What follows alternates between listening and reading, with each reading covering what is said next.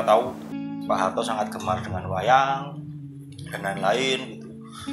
Sering sekali dia menanggap dalang-dalang. Pak Karno sebenarnya juga iya gitu, tapi bagaimana wayang menjadi juru kampanye itu penting.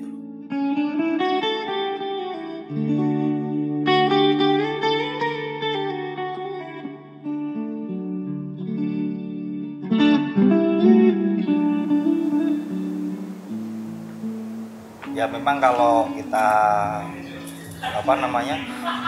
mendiskusikan soal wayang di Jawa ya, dia meminjam istilahnya Pak Umar Khayyam kan ya, kelir tanpa batas gitu lah.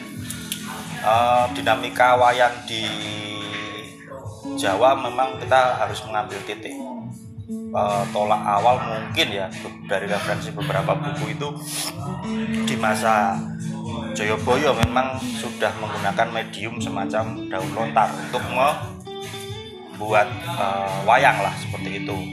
Lalu juga masing-masing penguasa saya pikir mempunyai ide untuk mentransformasikan bagaimana wayang itu gitu.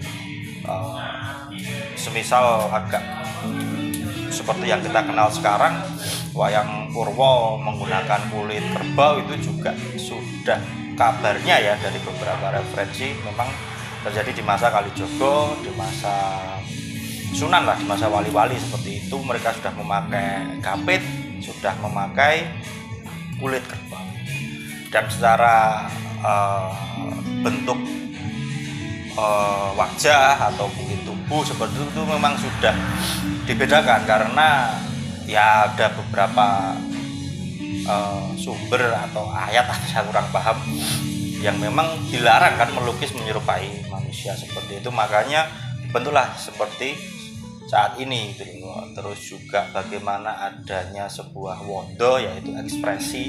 Kita tahu bahwa masing-masing tokoh kan punya ekspresi masing-masing ya, nggak sama gitu. Ketika marah atau ketika apalah gitu. Itu kan yang namanya wondo itu juga konon itu terjadi di masa Joko Tingkir. Kurang untuk tahunnya nanti bisa dianu sendiri ya, ada semacam itu transformasi masing-masing raja saya pikir seperti itu. Terus memang kalau kita bicara sumber wayang ya mau nggak mau berangkat dari Ramayana dan Mahabharata kan, yang memang lalu sesuaikan dengan budaya sini. Nggak mungkin seorang Drupadi mempunyai suami 5, itu kan sangat-sangat tidak mungkin. Makanya terus di bahasanya ya di ponconya limonya itu di anaknya itu Poncowolo semacam itulah. Jadi lalu dotak gaduh semisal Pandawa limo ya kalimat saja. Ada semacam ide-ide yang memang dirubah gitu. Kalau mengacu di beberapa Mahabharata saya bukan ahli filologi ya, ikut diskusinya aja, memang ada beberapa bagian yang di dalam versi India juga tidak ada di versi Jawa seperti itu. Transformasi wayang memang sangat-sangat panjang ya, saya pikir. Pak Kubuwono II pernah membuat juga sebuah gaya itu, kalau saya tidak salah ingat ya, mungkin wayang klitik atau wayang klitik itu di wayang gedok jadikan wayang kayunya itu diganti oleh Pak Kubuwono II. Ya seperti itu juga harus kita pahami. Memang ketika kita sudah merdeka pun itu wayang selalu digunakan sebagai alat-alat penyambung lidah rakyat lah, bahasanya seperti itu. Jangan salah ketika kalau memang ide semisal wayang ini, kita ngomongin pertunjukan ya, wayang yang sudah dipadatkan itu sebenarnya ide lama yang pernah diusulkan oleh Partai Komunis Indonesia. Dia berpikir gini, wong nonton wayang tekan isu le macul juga kepiye gitu loh. Pernah dia punya ide seperti itu. Ide itu gagal ketika ya kita tahu ada 65 dan lain-lain, dan akhirnya ide tersebut saya kurang tahu, saya agak sedikit lupa, bisa terjadi di masa ketika Soeharto berkuasa. Kita tahu Pak Harto sangat gemar dengan wayang dan lain-lain. sering sekali dia menanggap dalang-dalang. Pak Karno sebenarnya juga ya gitu, tapi bagaimana wayang menjadi juru kampanye itu penting gitu. KB misal atau mungkin keluarga berencana PKK itu kan kerap sekali ditampilkan di dalam goro-goro lah semisal ya, sebagai bentuk hiburan. Seperti tadi kita juga harus tahu bahwa masyarakat mungkin tidak terlalu gini sih, orang nonton wayang lakon Kresna Duta semisal, lalu lakon Bharatayuda mungkin yang Duryudana gugur, tonton terus apa ora bosen gitu loh. Nah, memang yang hal-hal yang paling berbeda adalah pada bagaimana dalang-dalang itu punya cara masing-masing untuk menampilkan gitu loh. Salah satunya yang mungkin gojekan di goro-goro dan lain-lain begitu. Dan faktor lain saya pikir waktu itu mungkin orang tidak bosen menonton pertunjukan wayang juga karena untuk ya gaya hidup lah, dia ketemu dengan teman-teman dan lain-lain seperti itu. Apa ya, mau nggak mau itu memang sebuah arena sendiri yang dipertunjukkan untuk hiburan massal, karena tidak hanya nonton wayang gitu loh, ning iso juga kowe iki celiwik ning ngono gitu loh, iso juga tuku bakso ataupun apa. Seperti itu sih sebenarnya kalau kita bicara bagaimana wayang itu bertransformasi baik dalam bentuk pakliran ataupun baik dalam bentuk morfologi wayang seperti itu. Ya banyaklah di Jogja pelopor-pelopor seperti itu, Pak Kasman saya pikir juga salah satu yang memperbarui wayang gitu. Lalu ya ada wayang Kancil, dan wayang Kancil bukan murni dari Jogja ya sebenarnya, tapi di sini juga sangat-sangat populer. Dan juga bagaimana wayang digunakan tidak hanya dalam pertunjukan gitu, tapi juga dalam hal seni rupa, misal sebagai sebuah ide, cerita, ataupun sebagai sebuah karya, menjadi sebuah karya dalam karya. Nah, Asirun selalu menyelipkan karya-karyanya, ada wayangnya, sidik-sidik mesti ada gitu. Ya Ridono atau mungkin juga Indi Gerilas yang sering sekali menampilkan Punokawan gitu. Jadi enggak terkesan lagi wayang iki kuno gitu loh sebenarnya. Orang-orang kan sekarang masih wah wayang yuk tradisi, enggak juga. Sekarang dia sudah bisa agak apa ya istilahnya, sebagai sebuah ide, sebagai sebuah menjadi sebuah karya itu sudah semakin mendunia lah gitu. Perkara UNESCO mengakui sebagai masterpiece itu ya sangat-sangat itu anulah, itu urusan negara lah seperti itu sih. Saya pikir itu sih untuk perkembangan wayang di Jogja. Kita lihat ya ada sih generasi yang memang saklek di Pakem, agak debatable ya kalau kita bicara soal Pakem itu, karena yang asli mana itu juga dokumentasinya kan juga kurang jelas gitu. Semisal sekarang pun sudah populer menggunakan adegan limbuan gitu. Dulu kan jarang di Jogja pakai limbuan. Kita nonton lah audio wayang dalang-dalang di Jogja, atau mungkin video yang dulu-dulu kalau masih ada, jarang sekali ada limbuan. Jajar pertama ada limbuan itu jarang itu. Paling pola adegan keputren lah seperti itu dulunya. Sekarang itu sudah umum dalang-dalang itu memakai ada limbuan. Goro-goro jelas ya, itu adegan yang mesti ada gitu. Dan harus dipahami juga gitu loh. Nganggo goro-goro nganggo dagelan, ono limbuan dan ada goro-goro terus pakai dagelan itu udah kepenak loh buat dalang-dalang. Karena mikir lakon bikin cerita kan juga bingung toh, ya kan gitu. Saya murah rapopo, nek saya lakon apalagi kalau dalang itu harus mentas lakon Banjaran. Wah, saya mumet karena itu biografi seorang tokoh disambung-sambung gitu. Nah itu sebenarnya ada perubahan-perubahan yang mana dalang-dalang bersiasat tidak hanya dari segi apa ya, bagaimana bisa menyampaikan kita lebih cepat, tapi juga dari segi dia efisien memainkan wayangnya. Dan satu lagi faktor ekonomi ya yang jelas gitu. Seperti itu mungkin. Kita nonton Hadi Sugito, Pak Timbul jarang sekali dia menggunakan goro-goro. Limbuan maksud saya gitu. Tapi bagaimana Pak Gito itu bisa meniru dalang yang selama ini dikenal memang sangat pembaru, yaitu Narto Sabdo, itu juga menarik gitu sih. Karena kok ono si adegan ketemu rajane prek ngono lho. Wah, kuwi blai yo miso-miso lah gitu. itu kan kalau dulu mungkin dianggap ora sopan, tapi itu bisa terjadi di dalang-dalang yang lahir di masa kita sudah proklamasi lah kemerdekaan, sudah mulai muncul seperti itu.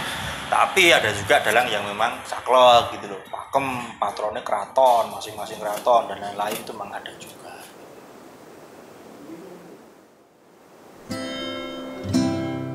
Saya pikir wayang dari dulu memang kesenian rakyat ya, tidak hanya dimiliki oleh keraton tertentu. Hanya pada fase bentuknya saja sih saya pikir, karena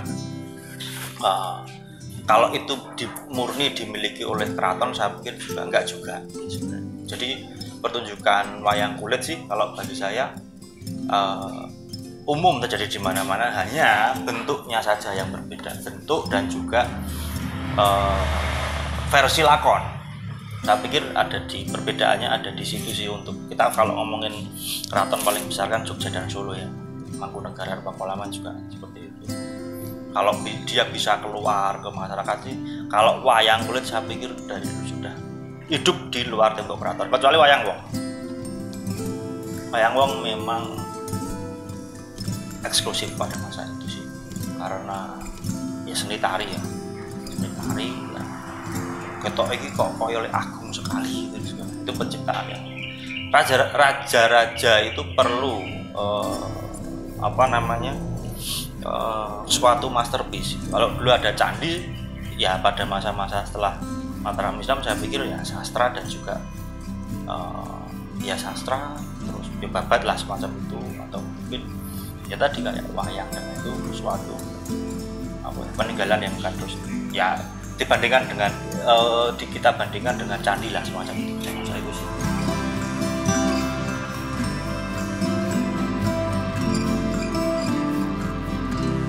Memang ada beberapa sumber ya, ini sifatnya turun temurun lah gitu. Bagong itu kan dulu memang dikenal sosok yang tukang kritik.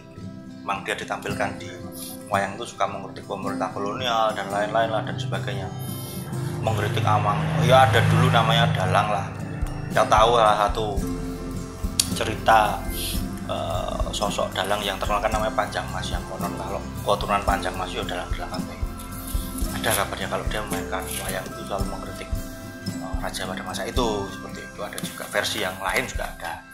Ya itu tadi, memang ada juga beberapa yang menggunakan wayang untuk mengkritik pemerintah seperti itu. Tapi kalau untuk di fase-fase setelah periode Mataram yang masih di sini ya, yang Sultan Agung dan lain sebagainya, saya sendiri kurang paham sih sebenarnya seberapa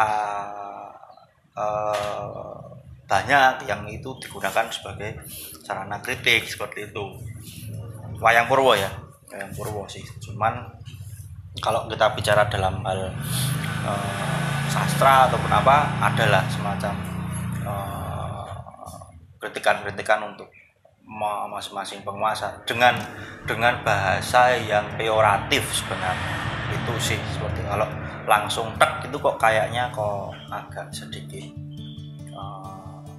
aneh sih sebenarnya gitu. Misal lakon Petruk Dadi Ratu yang konon ada salah satu versi yang menyebutkan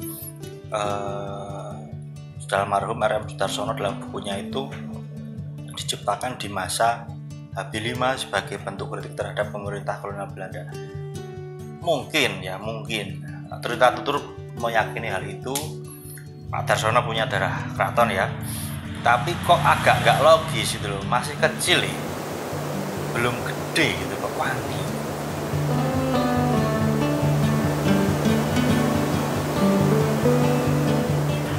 Yang wayang-wayang perjuangan gitu, ada tokoh Soekarno, ada tokoh banyaklah pahlawan-pahlawan nasional, musuhnya ya si siapa, pemerintah kolonial Belanda dan lain gitu ya, ada diciptakan sih sebagai bentuk apa ya pada masa itu kan kita masih butuh bahasanya nation building tuh ya, dibuat narasi yang seolah-olah tadi jajah gitu, terus dipakai adanya wayang Solo perjuangan dan lain-lain. Dan kita tahu, saya lupa Mangkunegaran berapa itu yang membuat Serat Tripomo itu itu kan sama Orde Baru di agung-agungkan sampai masuk ke pelajaran sekolah kan. Karena apa? Karena basisnya militer, basisnya perang gitu. Bahwa dia cinta dengan negara, tapi gagasan besarnya itu militer, perang gitu kan. Kita tahu ada Bung Karno, ada Suwondo gitu, karena dia cinta dengan negaranya ya terus berjuang. Dan terus dipakai sama Orde Baru di pelajaran bahasa Jawa. Seperti itu sih sebenarnya. Kritik untuk dalang-dalang sekarang banyak. Entus misalnya itu kan juga pedes pada masa itu. Juga pernah dulu sangat fenomenal, itu pernah Ki Mantep sama Sujiwo Tejo itu juga pernah membuat pertunjukan yang cukup populer. Jadi juga seorang nggak hanya wayang tok ya tampil, tapi juga bisa tampil sebagai sebuah perform art lah bahasanya seperti itu. Atau mungkin contoh juga semisal Pak Mantep pernah dalang di Bentara Budaya Leng Ji Leng B aja Leng Siji Leng kabeh, itu kan juga suatu bentuk kritik juga. Ning yo gitulah. Sopo sing nanggap mestian sapa wong sing bekengi.